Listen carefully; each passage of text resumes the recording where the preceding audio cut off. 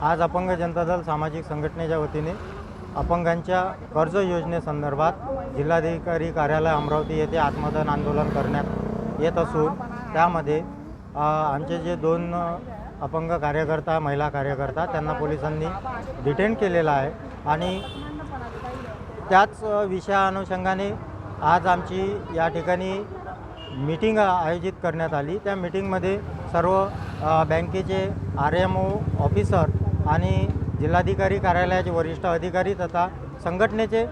पदाधिकारी यांच्यासोबत आज चर्चा करण्यात आली। त्या चर्चेमध्ये त्यांनी आश्वस्त केलं की जेवढ्या लवकरात लवकर होईल तेवढ्या लवकरात लवकर हा प्रश्न निकाली लावण्यात येईल आणि या अपंग कर्ज योजनेसंदर्भात यांना